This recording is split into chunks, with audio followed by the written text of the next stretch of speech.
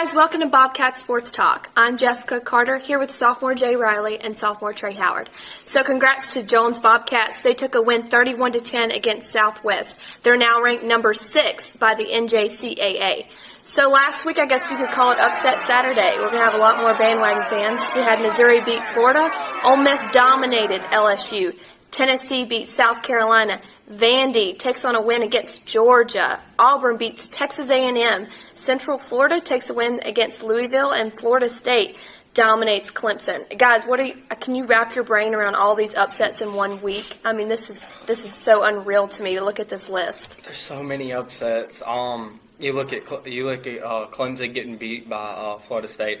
Jameis Winston going out there making himself a real Heisman candidate. You know, call him famous Jameis now. I'm sick of people saying, no, he's really not that great. He's a freshman quarterback, blah, blah, blah, blah, all this stuff. I called it earlier this season that he was going to be in the top 5 Heisman candidate running, and there he is now. I think he's the number one. I think we should look at him as number 1 right now. I mean, Oregon, Marcus Mariota, who have they played? Nobody.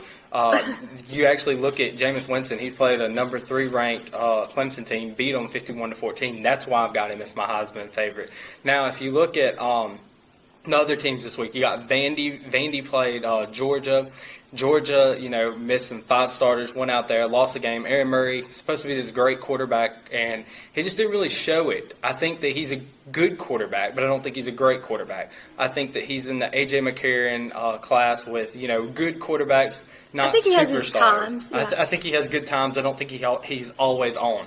Zach Mettenberger is another one that I think is a good quarterback, not a great quarterback.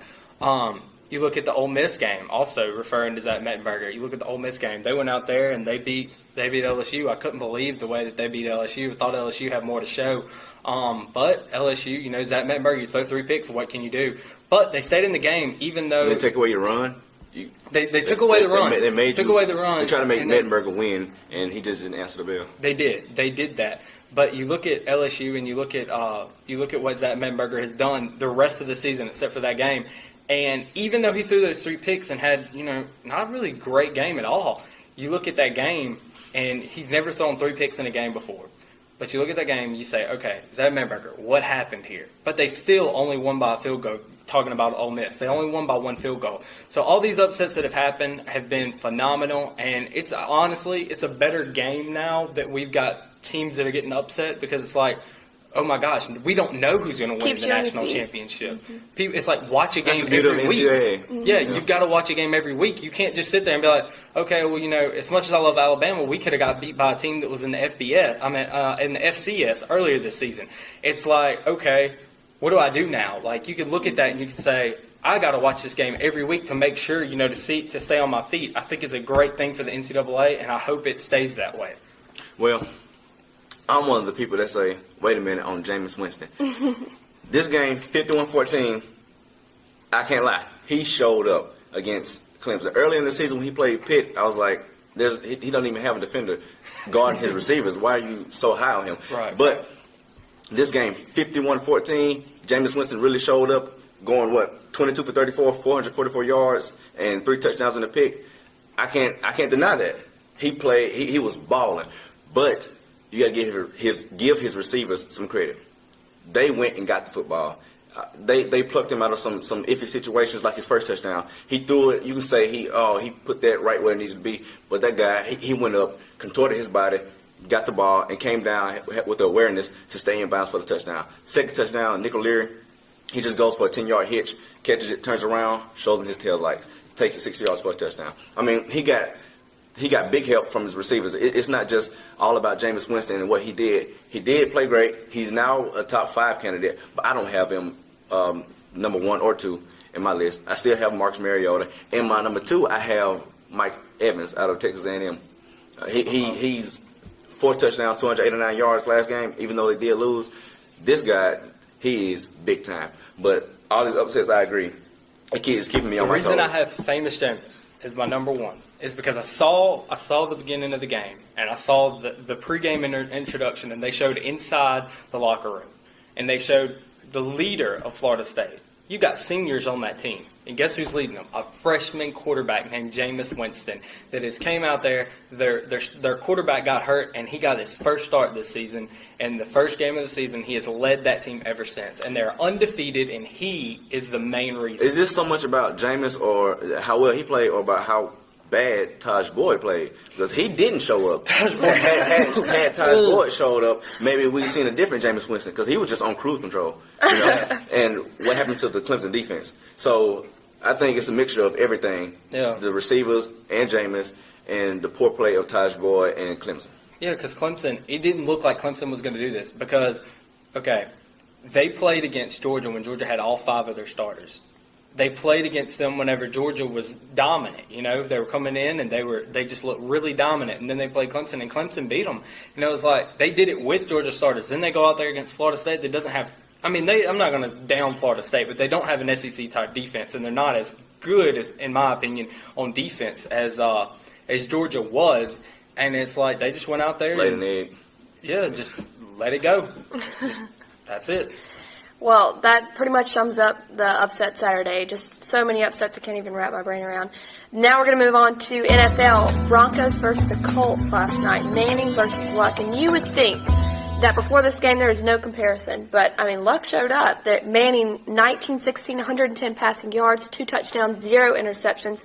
Luck, 16-25, 228 passing yards, 3 touchdowns, 0 interceptions. What is your thoughts on this game? I know this changes the Super Bowl picks, everything. MVP. The Bronco man. My Broncos did not deserve this, okay? Deserve to lose? They did not. Okay. Let me lay this out for everybody. Okay, so they lost. Okay, and I have to be a little bit humble about this and say, let's take a step back. We lost the game now. We're not undefeated. The Chiefs are the only team that's undefeated. The Chiefs. And I mentioned the Chiefs when we said flying under the radar. I get one for that. Chiefs. What is point for Jessica? What's going on? Me what's 1, you 0. What has happened to America? Because you look at Peyton Manning and you say he went back home to Indianapolis. It's been it's been 2 years I think 2 years since he's been back. And it was his first time to play against the Colts, and he was in his dome. He created that city. I don't care what anybody says. Reception for him. They did. It was a thing to watch. But the comments that Jim Irsay said, and I'll say this because I love Peyton, and I thought Peyton was going to go out there and fight against that adversary. Just be like, okay, I'm gonna prove them wrong. But something about Peyton, and I hate to admit it, as much as I love the Broncos and I love Peyton Manning, he is not good whenever people talk about him. When people talk bad about Peyton, he always goes out and he tries. I think he overthinks it. Like he was looking at, if you notice what he played last night, he threw touchdowns, but whenever he was the second quarter, third quarter, it was like he didn't know. He was on autopilot. He didn't know what to do. It was like he wanted to throw touchdowns, but he didn't know how to do it because he overthought the entire process. I think the comments that Jim Irsay made really set Peyton off, and they may have set him off in the wrong way because he tried winning that game, but there were opportunities that he just didn't have. And, you look at 4 turnovers in the game. You're not going to win a game if you're turning the ball over that much in the NFL against a team like the Colts that never turn the ball over. So, way to go, Colts. It's great for you. I'm happy Andrew Luck is a good quarterback. Next 5 years, he's only going to get better. But I'm going to guarantee this, and I'm going to guarantee it right now. If the Colts and the Broncos meet up again, anytime the rest of the season in the playoffs, which is going to have to be in the playoffs because we don't have them on the rest of our schedule, if they meet up again, I guarantee the Broncos win. The game was far too close last night. You're booking it right now. I'm booking it, and I will eat my words if they lose. I will let you know if they lose. I promise you. I guarantee it that the Broncos will win. It may be by a field goal. It may be by 1 point, 2 points. W. I give it to you. It could be 7 points. It could even be a 14-point spread. I don't know what it's going to be, but I know that the Broncos will not lose again because chances are it's going to be It's going to be at the Broncos. It's going to be in their stadium. It's going to be a Mile High. Well, and coming into this game, you had so many things swirling around. You had Peyton Manning's return to Indianapolis. Yep. You had Jim Irsay's comments, as you said. And you had Andrew Luck's Sunday night debut. I'm sorry. But anyway, all these things swirling around. Like, how would this game end? Just like it did. Like I expected it to win. I get one. I said the Broncos will. You did. Lose I was just going to say that. One for me. 1-1-0. But anyway, It's okay. My team's He's gonna win beating the us in Super Bowl. college football, though, so we got Anyway. him there. the Broncos coming into this game. If I'm a Broncos fan after watching this, I'm in panic mode now because the Broncos had so many opportunities to run away with this game. But when you go punt, touchdown, punt, touchdown, punt, punt, punt, punt through the first half, and then you come out with a safety. Is it Peyton Manning gets a safety? When does that happen? So I don't think Jim Irsay's comments played into his. I think into Robert him. Mathis had a heyday, getting to sack Peyton after 14 years. He never got to sack him whenever he was in Indianapolis. They, if you listen to the commentary last night, they said that Peyton Manning wore a red shirt, during practice. He was not allowed to be within. You could not get within 2 yards of Peyton, or they'd start screaming at you during practice. Right. He had a good day. Let's look at Peyton Manning's stats. 29 for 49, 389, 3 touchdowns and a pick. That's good stats, right? But for Peyton Manning, see, all year we've been seeing him just shred defenses. But last night, he got hit in the mouth. And when you hit Peyton Manning in the mouth and he gets antsy, he gets over anxious, that's when you see those flutter balls. That's when he starts overthrowing people. That's why he tries to win the game. And the reason I would be in panic mode if I was a Broncos fan is because this is the exact Peyton Manning you get in the playoffs. He cannot win the game by himself. Nobody can win the game by himself. But Peyton Manning, when it's time for him and he's under pressure and it's time for him to step up, Peyton Manning sort of shrinks. That's why he's 9-11 in the playoffs. So that's why I would be wary of seeing the Colts or anybody like the Colts in the playoffs. I hate saying that as a fan and wanting us to be undefeated, especially not allowing the Chiefs to be the only undefeated, and they're in our division. I liked seeing the loss. You want to know why? I think it'll motivate the Broncos. I think it was a playoff type atmosphere. It better do something to them. I think that it was a playoff type atmosphere, and I think that it will help motivate them in the future. But 4 turnovers, how do you expect to come back from that? You had Ronnie Hillman fumble the ball. You had Trenton Holiday fumble the ball on the 10-yard line. On Broncos' 10-yard line, all the Colts had to do was scoop it up, take it in for a score. I think that the turnovers is what cost them the game. Peyton Manning's pick. You don't think it was Andrew Luck? They cost him the game? Because Andrew Luck showed up to play. Luck showed up to play, but how many 3-and-outs did the Colts have? Because the Broncos' defense stepped up yesterday. How many 3-and-outs did the Broncos have? The Broncos went 3-and-out 3 times in the first 6 possessions. That's not Peyton Manning. I don't think it was Peyton Manning. I think that Peyton was frustrated. Like I said, I think that Jim Irsay's comments just really stuck fire in Peyton, and I think it was the kind of fire we didn't really want to see. But like I said, book it now. But real quick, back to Luck. He was 21 for 38 with 3 passing touchdowns, 1 rushing touchdown, and the most important stat, no picks.